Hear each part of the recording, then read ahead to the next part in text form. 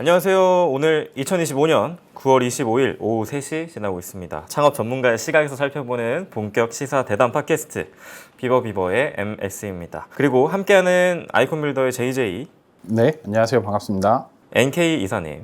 반갑습니다. 뭐 이번 주 다들 별일 없으셨나요? 되게 바빴던 것 같은데요. 이번 주가 진짜 어떻게 가는지를 몰랐던 것 같아요. 뭐 여러 가지 일들이 막 겹치고 뭐 사회적으로도 뭐 사건 사고가 많았던 것 같고 그래가지고 꽤나 바쁜 한 주를 보낸 것 같습니다. 오늘 점심 뭐 드셨나요? 저는 뭐 너무나 좋아하는 순두부를 먹었죠. 순두부. 네. 순두부찌개와 된장찌개 먹어도 나오십니까? 저는 순두부가 낫습니다. 네. 그리고 NK님? 저는 좀 재밌는 경험? 신비한 경험? 경험이라고 하긴 그런데요. 저는 좀 현상의 이면을 좀 살펴보는 거 좋아하다 보니까 좀 놀라웠던 게 편의점에 제가 아시지만 맥주를 워낙 좋아합니다. 편의점에 갔는데 제로 낀 캔이 좀 많이 늘어났더라고요. 그래서 좀 트렌드가 좀 변하고 있다라는 느낌을 많이 받았고, 요즘에 회식 같은 거를 많이 안 하지 않습니까? 약간 Z세대나 요즘 조금 젊은 세대들은 좀 멀쩡한 정신에서 소통을 잘하고 상대방하고 교류하는 걸 좀 원한다라는 거를 좀 약간 맥주에서 읽지 않았나라는 경험을 좀 했습니다.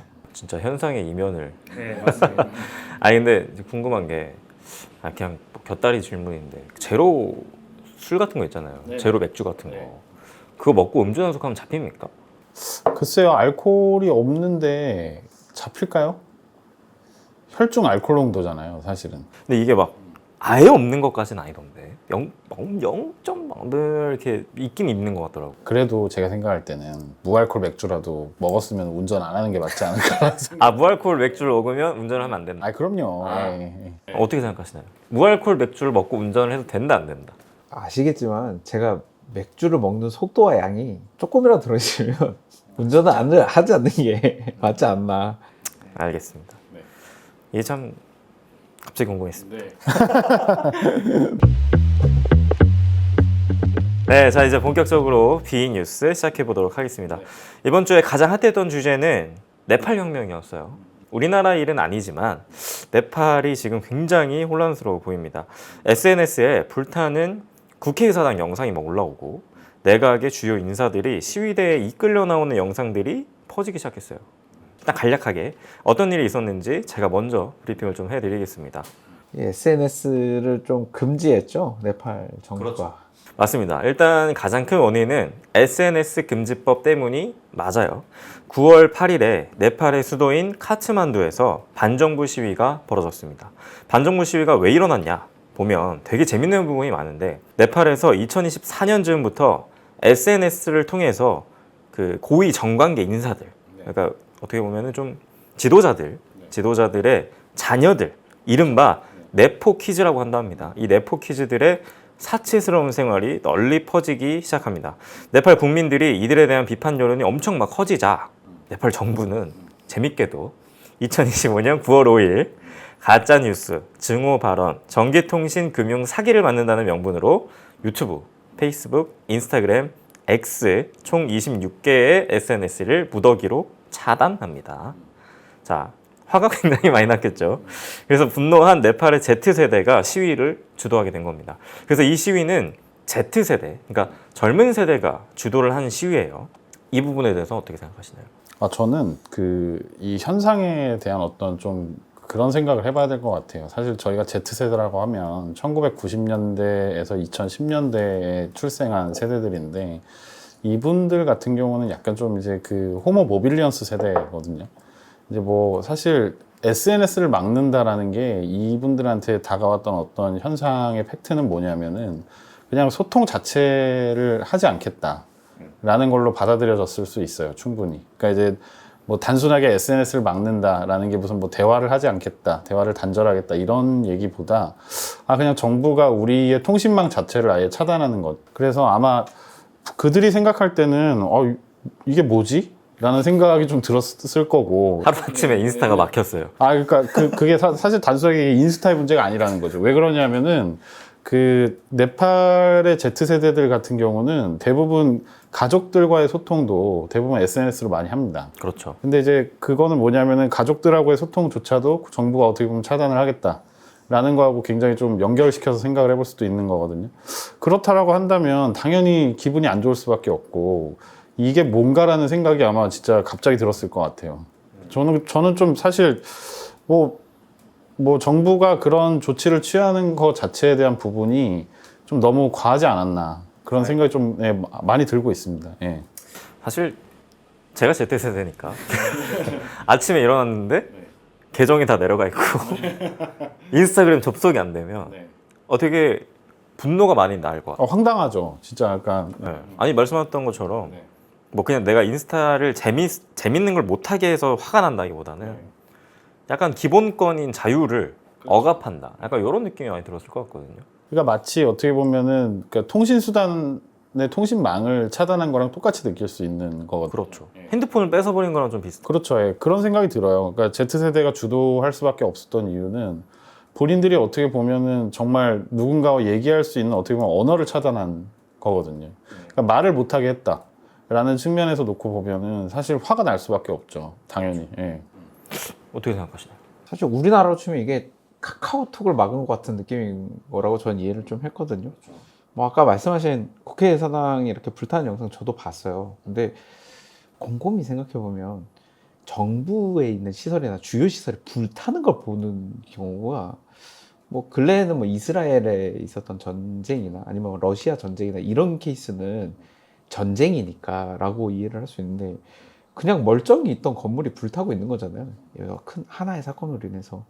그래서 뭔가 한 나라의 시스템이 이렇게 쉽게도 무너질 수 있다는 어떤 충격을 좀 받았는데, 근데 이게 좀 생각해 보실 게, 네팔만의 문제인가? 라는 생각이 좀 들더라고요. 뭐, 이거 이전에 인도네시아에서 지금 시위가 일어난 것도 뭐 같은 결은 아니고 세부 내용은 조금씩 다르지만 결국 기성 정치나 기성이 있었던 세대들이 갖고 있었던 거와 대비해서 Z세대가 가지는 감수성을 좀 기득권층이 이해를 못해서 일어난 일이라고 생각을 하거든요. 그리고 바로 얼마 전이죠. 필리핀에서도 이런 사태가 일어나고 있습니다. 그래서 이게 무슨 마치 특정 국가의 사건이 아니라 소셜미디어로 이제는 연결된 그 국제사회라는 것들이 젊은 세대가 기득권을 향해 보내는 어떤 동시다발적인 경고가 아니냐라는 생각이 저는 개인적으로 좀 들었어요. 네, 일단은 뭐 SNS를 차단했기 때문에 이 대규모 시위가 일어난 건 맞으나 네팔 정부의 기존까지 했던 잘못들이 굉장히 많은데 그걸 간략하게 좀 설명을 드리도록 하겠습니다.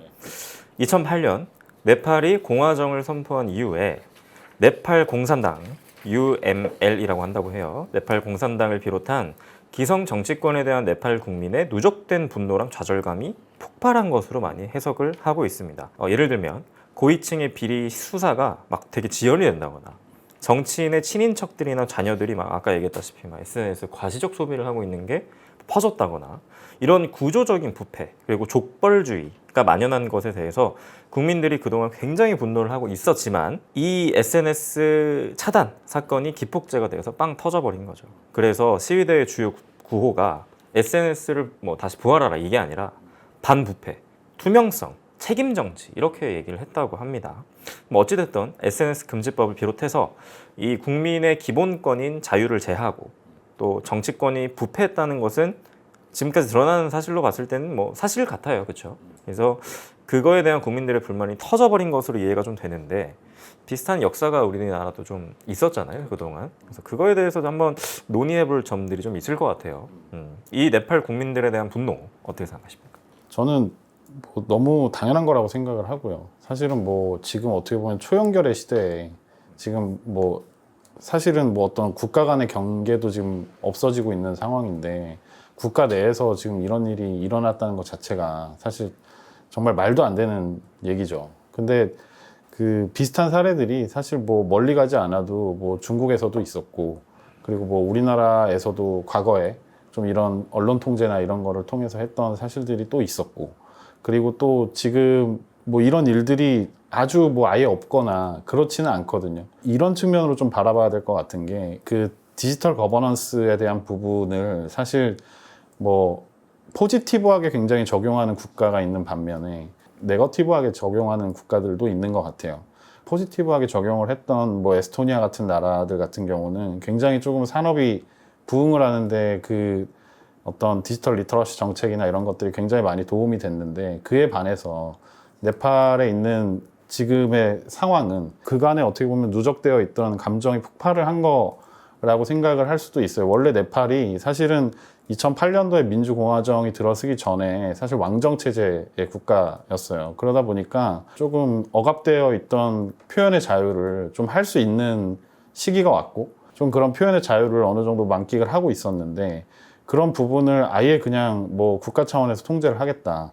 제가 생각할 때는 이거는 사실 과거에 저희 나라 역사에도 이런 일들이 많이 있었잖아요. 실제로 중앙 집권적 미디어 관리 체계라고 얘기를 해요. 실제로 언론 통제부터 시작해서 어떻게 보면 정권의 그런 그 뭐라 그럴까요? 정권의 정책을 뭐 나팔수처럼 홍보하는 역할 외에는 다른 것들을 못하게 했던 사례들이 그 기성 세대들이 그때 당시에 반대를 하고 시위를 했던 이유는 단순하게 그게 통제를 하기 때문이 아니었거든요. 그러니까 통제로 인해서 나올 수 있는 파생적인 사회적 효과에 대한 부분을 분명히 더 심각하다고 이야기를 했던 부분이 있어요. 근데 사실 지금의 네팔에 있는 세대들도 어떻게 보면은 그 도구가 바뀌었을 뿐이지 그거에 대한 심각성을 본질적으로 같이 느끼고 있다고 저는 보고 있습니다. 그러니까 뭐 그런 거죠. 그러니까 이게 왜냐면 저도 잘 모르긴 하나 디지털 거버넌스, 디지털 뭐 리터러시 이게 제가 봤을 때 좀 어렵습니다. 조금 더 쉽게 우리 설명을 좀 해보자면 아까 뭐 에스토니아의 예처럼 우리나라로 예를 보면은 뭐 그런 거죠. 미국으로 예를 들면 우리 이번에 좀 논란이 됐었던 이스타. 그러니까 미국에 가려면은 비자를 그동안은 대사관에서 직접 받았어야 했다면 지금 약간 전자비자 형태로 뭐 그런 걸 말하는 것 같아요, 그죠? 말씀하신 주제에서 조금 벗어날 수 있지만 좀 거시적인 환경을 좀 얘기를 드린 것 같아요. 그러니까 거시적인 환경이 지금 어떻게 보면 국민들의 어떤 발언권이라든지 이런 거를 오히려 국가가 포지티브한 측면에서 더 열어주고 국민 참여를 높일 수 있는 수단으로 디지털을 활용을 하고 있는데 네팔은 그 반대였다는 거죠. 디지털을 가지고 통제하는 수단으로. 그렇죠. 네거티브하게 생각을 해가지고 정책적인 환경이나 영향을 어디서 많이 받고 있다라고 느낄 수밖에 없냐면 중국의 어떻게 보면은 네거티브한 측면을 따라가고 있는 것처럼 보일 수밖에 없거든요. 실제로 그리고 좀 다른 SNS 채널들이 다 그러면 우리 네팔에서 사업 안 하겠다. 주요 소비층이 지금 뭐 못 쓰게 만든다고 하는데 어떻게 하겠냐 그랬는데 유일하게 초창기 때 틱톡만 그래도 우린 하겠다 라고 얘기를 했거든요. 그러니까 뭐 이랬던 사례들을 놓고 봤을 때에도 젊은 세대들 입장에서는 당연히 우리한테 지금 단순하게 SNS를 쓰지 말라는 게 아니고 우리가 가지고 있는 어떤 표현의 자유를 막는 게 아니냐라고 보여질 수밖에 없겠죠. 그렇죠. 뭐 결국은 그 SNS 금지가 기폭제가 된 거는 사실인 것 같고요. 근데 저는 이 사건을 보면서 좀 그 네포키즈라는 그 단어에 좀 주목하게 됐어요. 이게 나라나 뭐 혹은 인종도 상관없이 어느 곳이든 디지털 공간에서의 기득권 자녀들의 그 과시적인 소비 혹은 과시적인 행동은 문제가 되잖아요. 근데 네팔 청년들 입장에서는 디지털 공간에서 마주하는 그 광경이 반대로 소비하는 공간이 됐을 수도 있다고 생각을 해요. 그러니까 물론 과시적인 그런 모습을 보면서 굉장히 부정적인 감정도 느꼈겠지만 부정적인 감정을 또 솔직하게 익명성에 기대서 표현할 수 있는 곳이 인터넷 공간이라는 곳인데 기성세대는 만약에 그런 것이 없다고 하더라도 예를 들어 저희 같은 경우에도 종종 술자리나 혹은 뭐 커피 챗을 한다든지 이렇게 오프라인에서 얘기할 수 있는 기회가 많은 반면에 청년들에게는 조금 더 디지털에 친숙하고 디지털에서 표현하고 디지털에서 해소하는 게 좀 더 큰 상황인데 그 유일한 창구를 정부가 취급하는 방식이 좀 잘못됐다고 저는 느꼈어요. 이걸 가짜 뉴스라는 도장 낙인을 찍어가지고 분노가 갈 곳이 없어진 거죠 이제.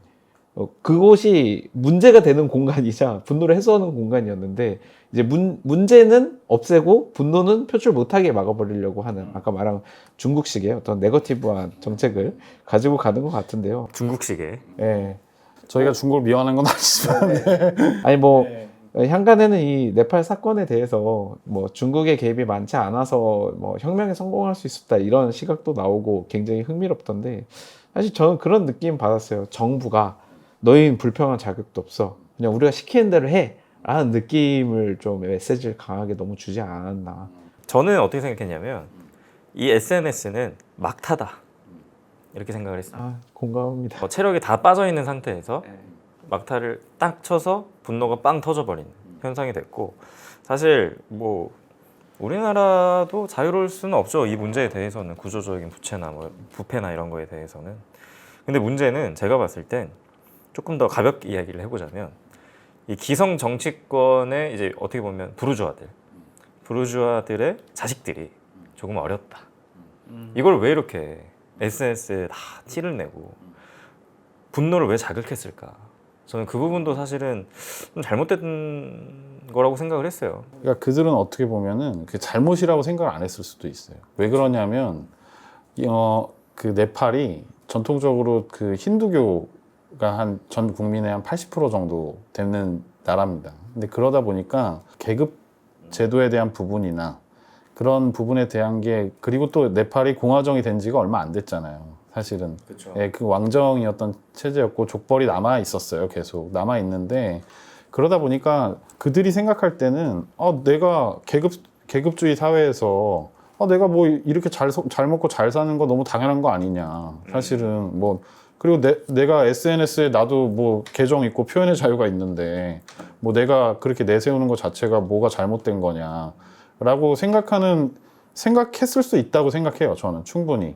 그런데 중요한 거는 그들이 그렇게 하는 그들도 개인이니까 표현의 자유가 있겠죠, 당연히. 그런데 그들이 해왔던 것들이 지금까지 억눌리고 어떻게 보면 억압되어 있던 사람들한테 그게 어떻게 보여지느냐까지는 생각을 안 한 거겠죠, 당연히. 근데 우리나라도 사실은 뭐 아시다시피 뭐 과거의 역사를 놓고 보면 뭐 지금도 한간에 좀 잔재들이 남아있긴 한데, 그렇죠. 뭐 이제 뭐 어떤 성씨냐, 무슨 뭐 왕의 무슨 뭐 네. 후손이냐, 뭐 어느 집안의 사람이냐, 뭐 그런 것들이 또 있잖아요. 그러면서 이제 뭐 그들이 뭐 잘 먹고 잘 사는 모습이나 이런 거를 뭐 SNS에 표출하거나, 그것 때문에 사실 뭐 SNS를 금지하거나 그렇지는 않잖아요, 국가 차원에서. 그렇죠. 예.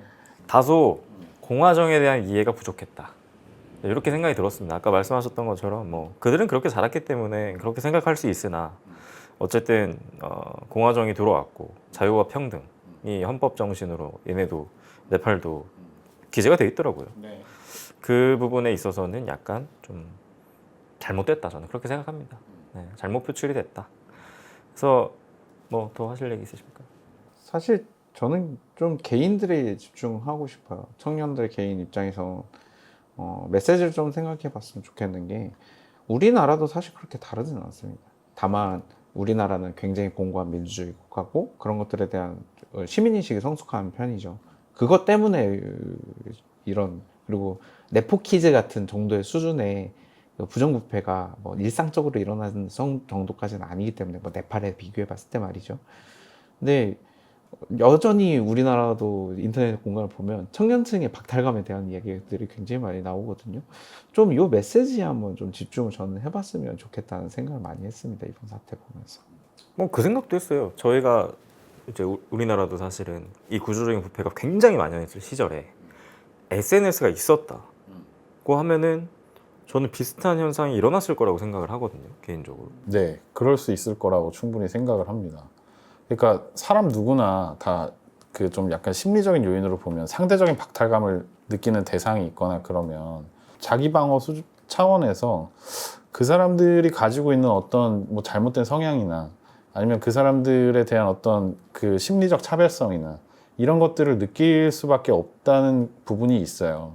근데 그런 부분이 있는데 그런 게 있다고 하더라도 제가 생각할 때 그것 때문에 사실 SNS를 금지한다는 것 자체가, 그리고 저희가 이 대목에서 이걸 좀 짚어볼 필요가 있을 것 같아요. 왜 그럼 Z세대들이 SNS 금지에 대한 부분의 현상을 가지고 반부패를 외쳤을까? 무정부 상태여도 지금 이 혼란이 있다고 하더라도 우리가 이건 감수하고 가야 된다라는 캐치프레이즈를 왜 걸었을까에 대한 부분, 그들이 그걸 왜 연결시켜서 생각했을까가 이 문제의 저는 본질이라고 생각을 하거든요. 근데 그런 거 치고는 좀 이번 시위로 인해서 많이 다치거나 누군가 죽거나 좀 이러지 않았었나요?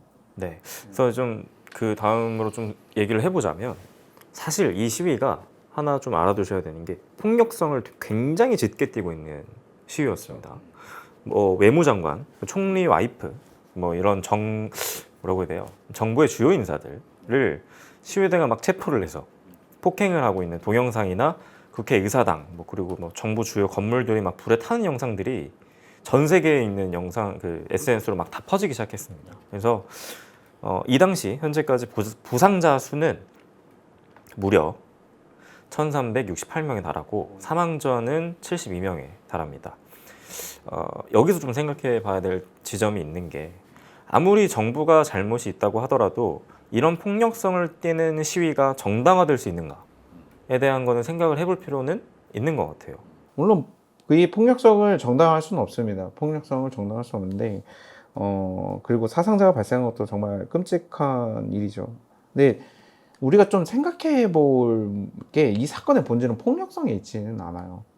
그리고 이미 일어난 사건이잖아요. 그럼 이걸 좀 제껴두고 한번 생각을 해보자면 수십 년 동안 쌓아온 그런 어떤 부패나 족벌주의 그런 거를 적당히 수용할 수 있게끔 우회의 통로를 만들어 줘야 되는데 그렇지 않고 약간 막으려고만 한 네포 키즈들의 행태에 대해서 좀 더 집중해 봐야 된다고 저는 생각을 했고요. 그게 어쨌든 골마 터져서 폭력으로 나오게 된 거니까. 그래서 사회 시스템을 어쨌든 좀 건강하게 유지를 하려면 이게 서로 이해하기 어려운 집단끼리에 대해서 어떻게 콤바인 할 건지 쳐주는 작업이 좀 자구적인 노력이 필요한 것 같아요. 너무 어려운 것 같은데. 그러니까 네팔에서 어떻게 보면 이 불만들이 막 쌓여서 지금 시위대가 안 되겠다. 이 수단이라도 써야겠다 해서 지금 이 상황이 벌어진 것 같거든요. 지금까지 나오는 양상들은 물론 이제 정부가 잘못을 했죠. 그리고 국민들이 분노가 될 만한 일을 분명히 했으나 이 뭔가 정부 주요 인사들을 체포한다든가 폭행을 한다든가 불을 들로 막 태운다든가 지금 보면은 거기 있는 외국에서 그러니까 외국 자본이 지은 큰 호텔 같은 것도 다 불에 타고 있거든요. 그거는 사실 어떻게 보면 부패랑은 별로 관련이 없으나 정말 어떻게 보면 시위대가 그냥 불을 태운 거거든요. 그냥 그런 거로 봤을 때는 과연 이 시위가 시위대들이 그런 부분들은 정당화될 수 있는가에 대한 얘기를 조금 여쭤보고 싶었습니다. 어떻게 생각하시나요? 폭력은 당연히 정당화될 수 없죠. 폭력은 어떤 수단이든지 간에 어떤 이유든지 간에 정당화돼서는 안 됩니다. 그렇지만 저희가 그 지점은 한번 생각을 해봐야 될 것 같아요. 그러니까 폭력은 인간이 표현할 수 있는 최후의 감정 수단이라고 얘기를 해요. 그러니까 그 폭력을 행사할 수밖에 없었던 사람들의 분노가 어디서 유발이 됐을까? 그리고 왜 그 분노의 표출 방법이 하필이면 폭력이었을까? 지금 뭐 저희가 알고 있는 그 공화정에서 막 이제 자라서 성인이 되어가고 있는 어떻게 보면 Z세대들한테는 어쩌면 폭력이라는 수단이 그들이 생각할 때는 그들의 표현의 자유를 억압한 거에 대한 최후의 보루였을 수도 있어요. 그들이 만약에 그 표현조차 받아들여지지 않는다고 한다면 사실 그들이 달리 표현할 방법이 없는 겁니다. 그렇죠, 그렇죠. 정부의 주요 인사들을 체포를 했다. 그들에게 폭력을 행사를 했다. 전혀 관련성이 없는 건물에 방화를 했다. 그리고 뭐 그들이 뭐 노략질을 했다. 이를테면 지금 여기서 한 것 중에 범법이 아닌 게 뭐가 있나요? 다 범법이죠, 사실은. 예. 다 범법이에요. 사실 하면 안 되는 겁니다. 인간이 하지 말아야 된다는 거를 알고 있어요. 이 사람들이 모르지 않을 거예요, 분명히. 예. 그렇습니다. 예. 다 범법이고 위법입니다. 근데 왜 그랬을까? 네팔이 지금까지 어떻게 보면은 그 중앙 집권의 왕정 체제가 유지가 되면서 사실 뭔가 통제의 수단으로 썼던 가장 큰 힘이 폭력이었단 말이에요. 그리고 그렇게 알고 있었고. 그럼 이들도 우리가 표현할 수 있는 최후의 감정 수단의 표현이 방법이 폭력이라고 생각을 했을 수밖에 없어요. 사실은 이 사태가 저는 요즘에 좀 그런 어그로가 많아서 좀 안타까운 게 그럼 반대로 한번 생각을 해볼 필요가 있는 것 같아요. 저희가 과연 이런 문제에 대한 제기라면 어떨까? 국가가 폭력적인데 시민이 폭력적이라는 거에 대한 부분에 있어서는 그러면 그 폭력은 정당화될 수 있는가? 그럼 국가가 폭력을 먼저 행사를 했는데 정부가 그러니까 국민이 방어 차원에서 폭력을 행사했다면 그럼 그 폭력이 잘못된 것인가에 대한 부분도 사실은 한 번쯤은 생각해 봐야 되지 않을까라고 생각을 하거든요. 네. 그러니까 이게 되게 철학적인 논쟁이잖아요, 사실은. 그렇죠. 이거는 사실은 정답은 없는 문제고 사실 이런 폭력성에 대해서는 우리나라도 독립운동을 할 때 마지막 최후의 수단이었지 않습니까? 뭐 도시락 던지고 네, 총 쏘고 있었으니까 우리도 뭐 이 부분에 있어서는 충분히 할 말이 있으나 한 발자국 더 떨어져서 생각을 해본다면 다른 수단을 충분히 강구하고 나서 최후의 수단으로 폭력을 행사를 했는가 이런 부분들에 대해서도 조금 생각을 해봐야 될 것 같고 만에 하나 이 부상자 수 1,300명과 사망자의 72명 중에 무고한 피해자가 있을 수도 있지 않습니까? 그렇죠. 뭔가 연루가 되지 않았는데 무조건 있겠죠. 당했다거나 그런 부분들에 있어서는 뭐 추후에는 충분한 보상이나 뭐 진상 규명 같은 게 좀 이루어져야 되지 않을까라고 생각을 하고요. 대의를 위해서 한 거잖아요.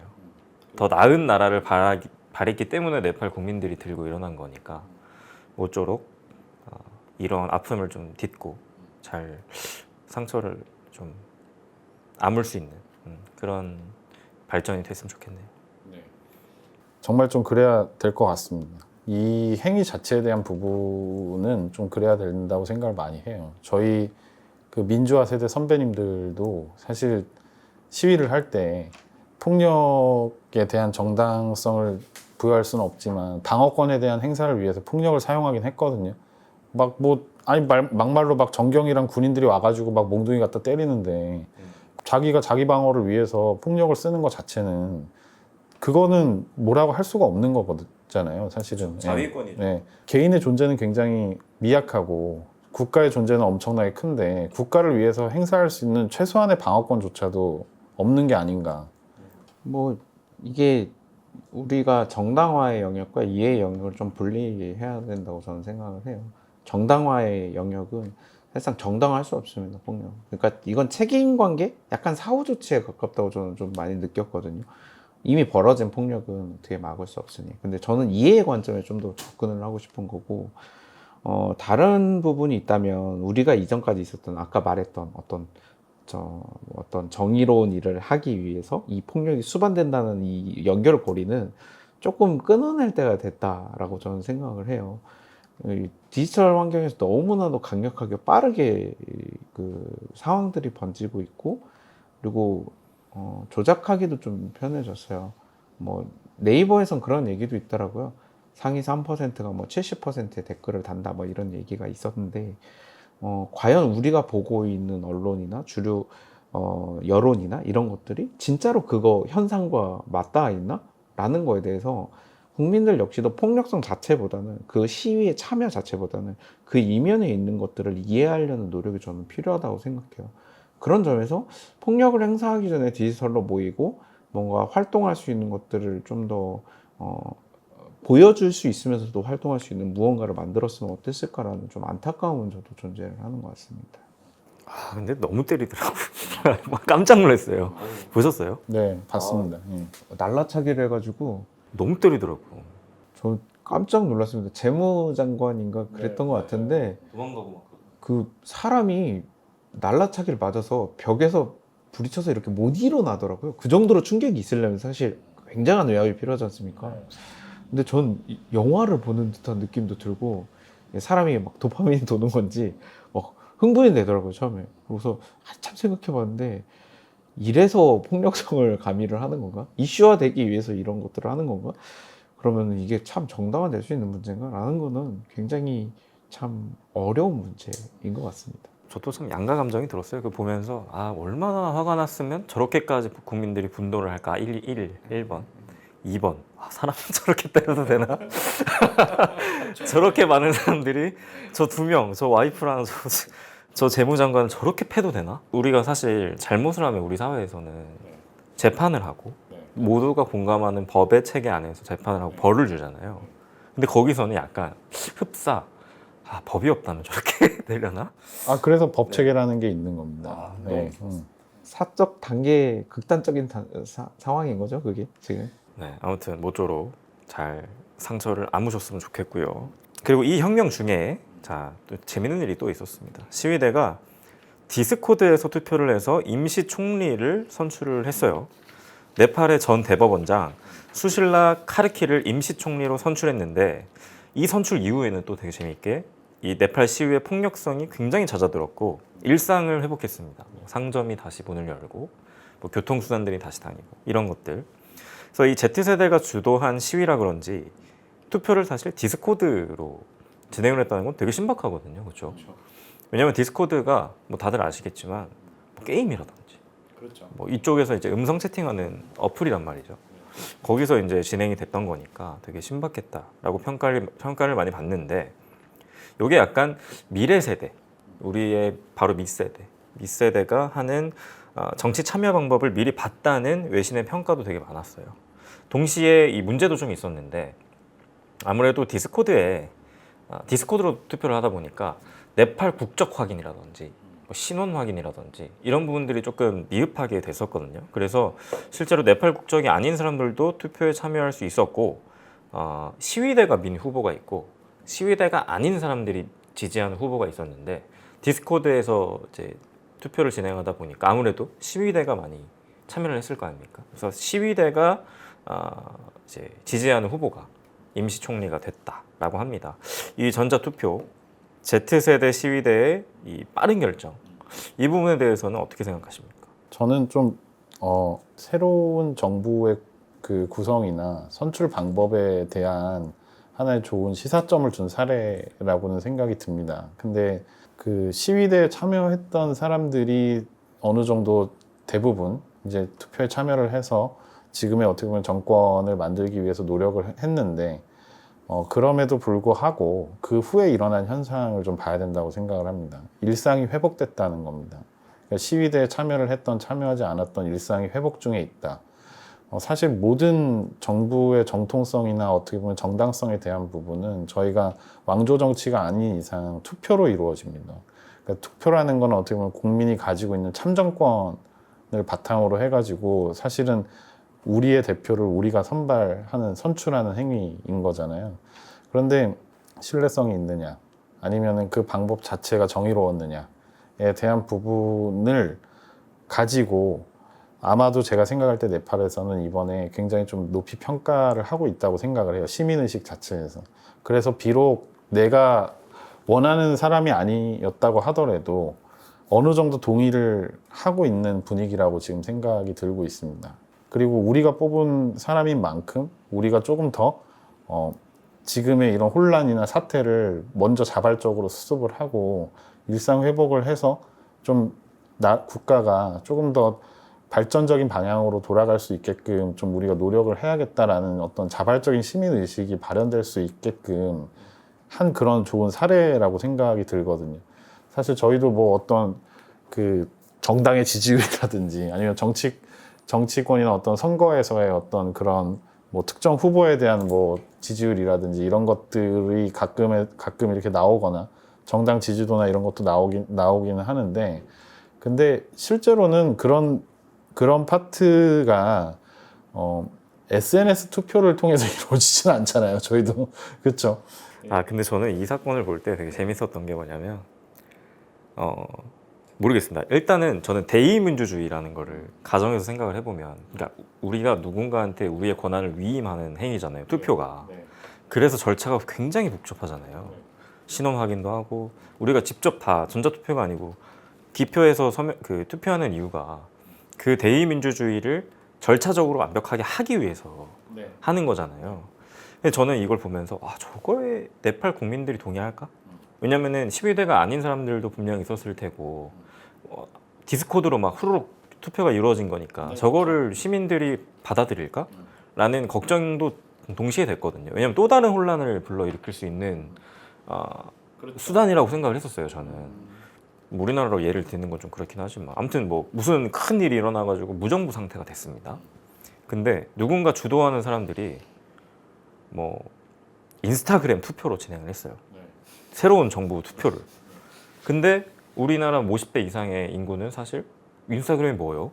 이렇게 할 텐데 그 결정이 됐다. 뚱땅뚱땅. 그러니까 지금부터 이 사람이 우리나라 대통령이요 하면은 얼마나 혼란이 또 일어날까라는 생각이 전 들었거든요. 근데 말씀드렸던 것처럼 일상이 회복이 됐다는 점에서는 어쨌든 좋든 싫든 일단은 이 혼란을 막자. 약간 이런 쪽으로 국민들의 여론이 모아진 것 같아서 그 부분에 있어서는 되게 흥미로웠습니다. 저는.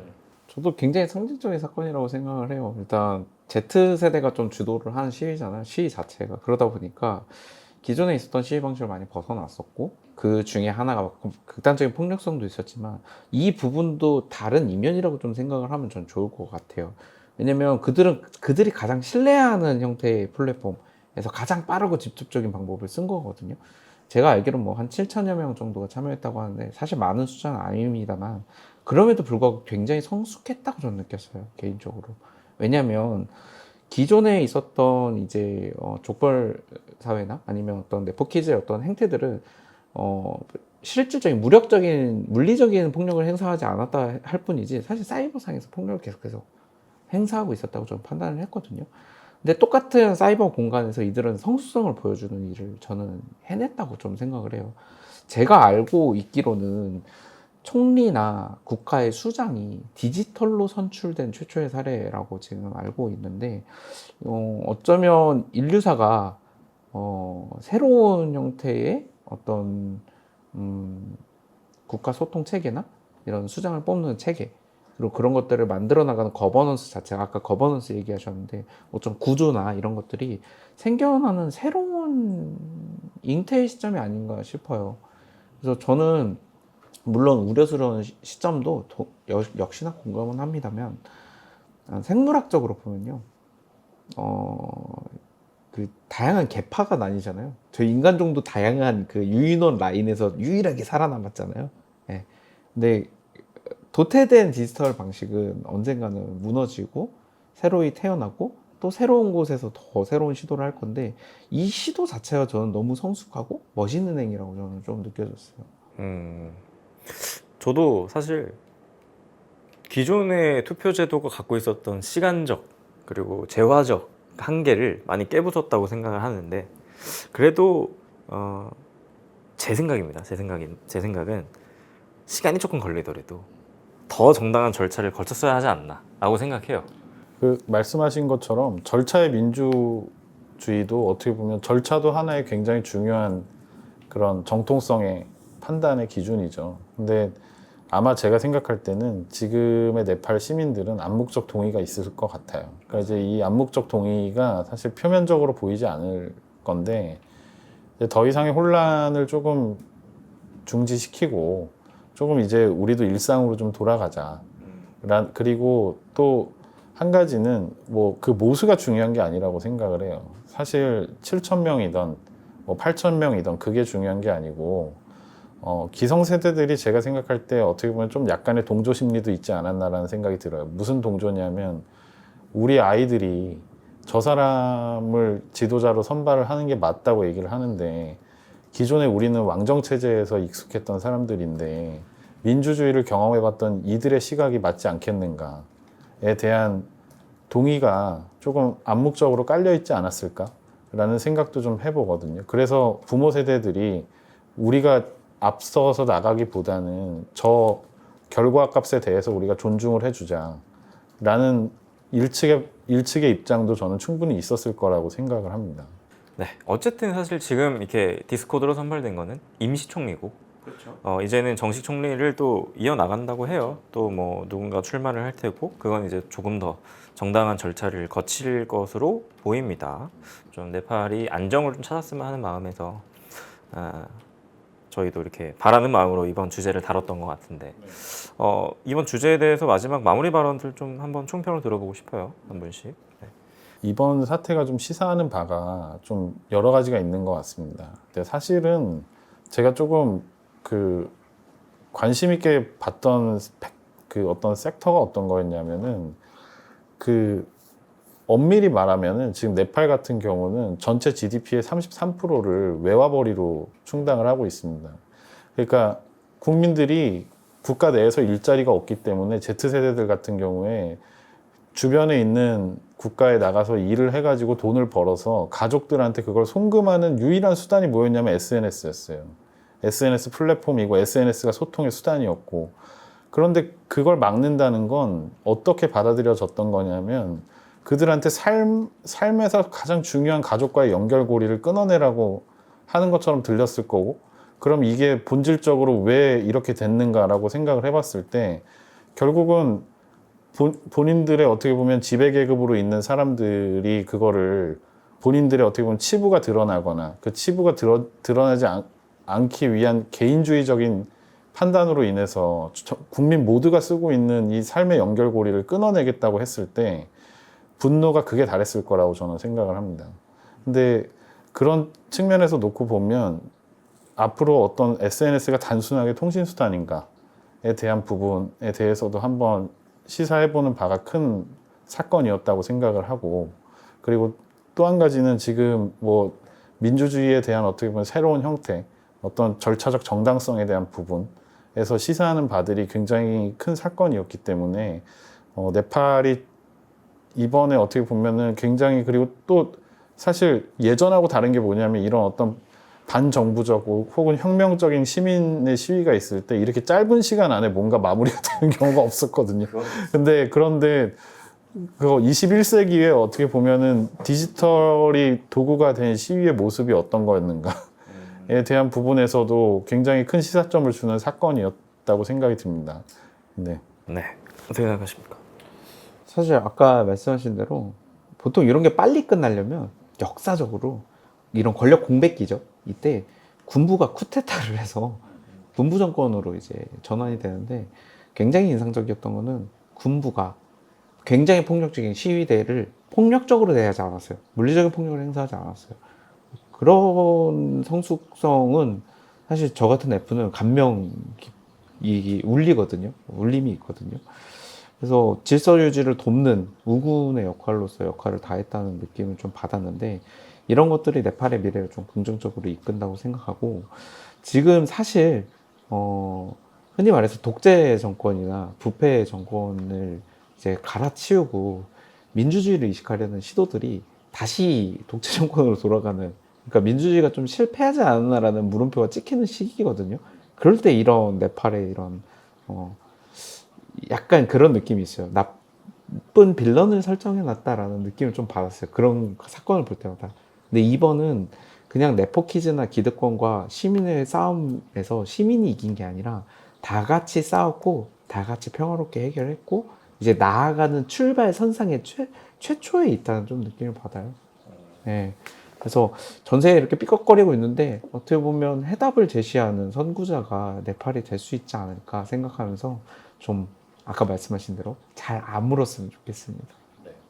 저는 사실 민주주의가 발달함에 있어서는 이러한 혼란과 이러한 피와 이런 것들은 약간 필수 불가결하게 무조건 벌어지는 것 같아요. 전 세계 좀 역사나 이런 걸 보면 무조건 벌어지는 일이고, 또 이거를 되게 성숙하게 해결을 한 것 같고 네팔이 빠르게. 다만 아쉬웠던 점들도 분명히 있었고 인류애적인 측면에서.